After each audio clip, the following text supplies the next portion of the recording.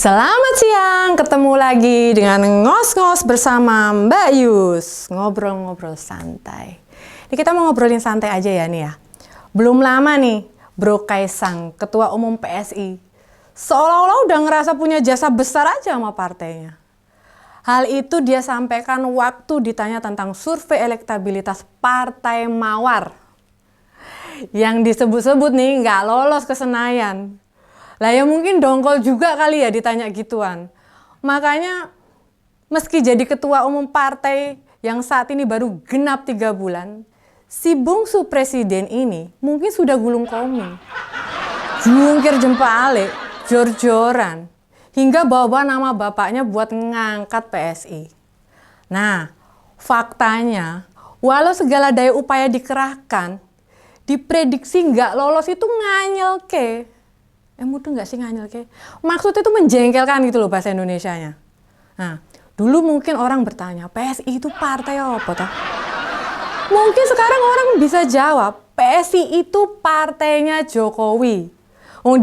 Di beberapa tempat itu ada kok tulisan begitu. Nih, misal, waktu aku ke Solo Tigo, baliho PSI bertulisan PSI partainya Jokowi gak pedot berjajar di jalur lingkaran Solo Tigo. Tapi itu bulan lalu loh, pas aku lewat. Kalau sekarang mungkin tambah banyak. Yo, itu mungkin ya buat menaikkan nama PSI. Dilakukan sangat sungguh-sungguh. Mungkin dalam bayangannya adiknya Gibran ini, jika jadi ketua umum PSI, Partai Solidaritas Indonesia ini, yang dia bisa lakukan hanya dalam 2 hari, lah ya ngopo mendudukkan wakil partai di parlemen mesti nunggu pemilu 5 tahun lagi. Alak kesuwen rek. Nah, keluarga presiden ini seolah-olah bisa membuat semua keinginan terkabul dengan cara instan. Wong belum lulus aja loh. Kaesang sudah punya kekayaan 92 miliar. Kayak apa rek duit kabeh wi. Mengapa hartanya bisa melonjak cepat sampai kayak gitu tuh? Lah sebab itu dia dipasrai banyak usaha kakaknya. Lah kan kita semua tahu ya, nek misalkan kita itu jadi pejabat publik, kan memang tidak diperbolehkan berada di manajemen perusahaan. Lah, saiki melonjaknya kekayaan secara cepat di usia yang sangat muda ini, membuat iri sebagian orang. Kan salah satunya kemudian menuntut ke KPK atas kekayaan yang dimiliki anak-anak Pak Jokowi. Lah wong usia baru menginjak 30 tahun loh. Lah duitnya sudah mencapai puluhan miliar. Mbak Yus Miller. Pasti bikin banyak generasi muda pengen mencapai kesuksesan yang sama. Lah iyo, nggo biaya rapi lah yo. Zaman bapakku dulu loh, Mbak Yus cerita nih. Zaman bapakku dulu aja, bila ada orang kaya mendadak, kuwi pastinya dituding punya tuyul apa meneh ngepet. Iki lho, jogo lilin, pesugihan. Bakal banyak yang nanya-nanya tuh, wih, baik pundi, yang maksudnya tuh ya kalau bahasa Indonesia itu dukunnya di mana, dukunnya dari mana gitu loh, merdukunnya di mana gitulah bahasa Indonesia nih yo. Mudeng toro ya. Lah sekarang asal kita mau usaha dengan tidak mudah menyerah, kemudian usaha yang kita lakukan itu buat narik banyak konsumen, cepet kok pundi-pundi itu datang. Tapi ya juga sebaliknya, ambruknya juga bisa secepat kilat gitu loh. Tapi percaya deh sama Mbak Yus, sukses di bisnis dan sukses di politik dalam usia muda kayak Kaesang itu, ya hanya segelintir orang, rek. Temen-temen gak usah lah pengen kayak gitu. Syaratnya angel. Aku ya ora tekan kok. Syaratnya jadi kayak gitu tuh ya cuma jadi anaknya presiden. Lah aku loh kurang anaknya purnawirawan kolonel, ya ora tekan. Nah, nanti nek kalian tetap berkeinginan seperti itu, takutnya Mbak Yus loh, psikologismu pada nggak kuat, pedot, iya kan? Jadinya tuh gini loh, perasaan Kaesang tuh sudah berjasa ke PSI. Kan bisa kita lihat sendiri, di beberapa kabupaten atau kota, baliho PSI bertebaran loh.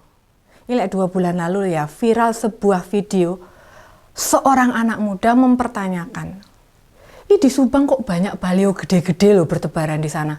Baliho ini dipasang bukan di lokasi yang resmi. Nah itu malah membuat ruang publik tuh kotor gitu loh, kumuh gitu loh. Di samping itu juga dipasangnya tuh di tempat di tempat apa? Nggak dipasang di tempat resmi, ya otomatis lah nggak bayar pajak toh. Gitu loh. Golek gretongan iki ceritane. Lah, selain sudah produksi banyak baliho, suami Erina Gudono ini wes bersusah payah banget, rajin turun ke warga, berkeliling sana sini. Lah ya mosok si suarane masih kecil gitu loh. Lah wong dia buka gerai sang pisang aja duitnya mudah kok ngumpulnya. Bikin usaha, ya tak ceritane Mbak Yus ceritane, bikin usaha, udah langsung ada investor ya, lah penak toh. Terus bisa buka gerai di titik strategis gitu loh. Ya kan bisa dilogika lah. Di lokasi strategis itu pasti biaya sewanya itu mahal gitu loh. Ini ada satu contoh lagi nih, buat perbandingan nih, Mbak Yus kasih tahu. Apa Mas Nadiem waktu bikin Gojek bisa secepat itu toh? Ya kan ya nggak bisa loh, mesti buka literasi dulu. Nah ini termasuk kesuksesan 3 alumni ITB bernama Ahmad Zaki, Nugroho Heru Cahyo, dan Fajrin Rashid. Itu mendirikan Bukalapak. Atau William Tanuwijaya wes yang pemilik Tokped alias Tokopedia. Di sisi lain ini ada artis juga nih yang pasti semua orang pasti kenal. Siapa sih nggak kenal Raffi Ahmad? Itu aja membesarkan Trans itu dilalui belasan tahun. Sejak masa dia mulai menapaki sebagai artis. Makanya di depan wartawan si bungsu presiden bilang, bila sebelum dia masuk elektabilitas PSI itu 0, awal masuk sudah 1, dan sekarang mencapai 2, ya toh? Seakan-akan si Mas ini menunjukkan aku loh wes tenanan ngurusi PSI. Masa ya hasilnya belum lulus Senayan, gitu loh. Lah mungkin Mas Kaisang ini perlu ajak Kiki Saputri juga ke PSI, ya toh? Soalnya terbukti channel YouTube-nya itu melonjak pesat. Dan ditonton ratusan ribu per episode, itu seusai Kiki Saputri bergabung di sana. Isinya mayoritas podcastnya ya dengan materi ya bisa lihat sendiri toh. Kebanyakan ini justru dia yang dibully Mbak Kiki Saputri loh. Ya dia ini sajane kerasa mu yang biang ya kan isinya gur hai gitu deh. Hai gitu. Dan singkatnya gini deh. Singkatnya mau presiden dan anak-anaknya menggapai sesuatu. Itu bisa terlihat pula dari keberhasilan Gibran sekarang. Loh. Lah ya bagaimana enggak toh? Baru serius menekuni jalan politik, hitung-hitungannya yo baru 3 tahun. Sudah loncat langsung jadi cawapres. Kurang hebat mana coba? Digandeng Prabowo lagi, yang 2 kali keok jadi capres. Di berbagai survei juga disebut sedang merajai elektabilitas. Masa sih PSI nggak bisa ngikuti jejak si kakak gitu loh? Iya kan? Bisa jadi nanti akan nambah-nambah usaha lagi supaya partai ini cepat gede sampai menjelang 14 Februari. Nah ini, jangan kaget. Berharap cepat gede jelang hari kasih sayang. Ini bukan disebabkan PSI bakal menggelar Valentine Day dengan besar-besaran. Bukan itu, Besti.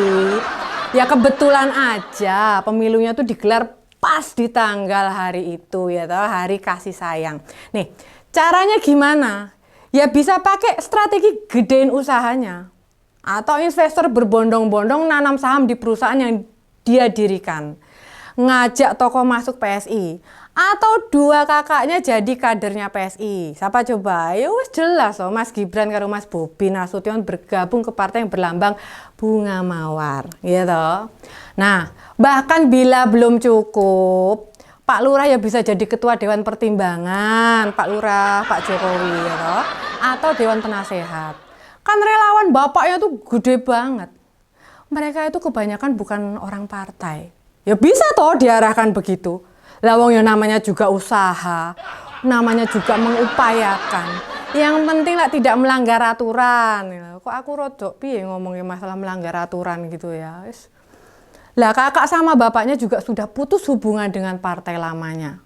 Sudah tahu ya partai lamanya apa.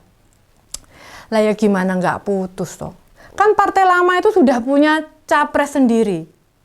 Nah sedang Gibran itu akhirnya maju dengan partai lain. Lawong Mbak Yus loh sempat dengar kabar caleg PSI dibantu. Berapa duit gak sedikit loh itu sama partai. Biar bisa mendapat suara lumayan gede. Minimal loloslah di kursi wakil rakyat. Nganti belibet nih. Kursi wakil rakyat. Minimal lolos di kursi wakil rakyat. Lah, ini lancar lagi ya. Entah itu di tingkat kabupaten kota, provinsi atau hingga pusat. Partai ini juga bakal mendisiplinkan kader yang asal bicara. Nah, sopo coba yang kemarin viral. Misalnya kayak Pak Ade Armando yang menyebut contoh nyata politik dinasti seperti Jogja. Yang gituan dibuat mesti mingkem no.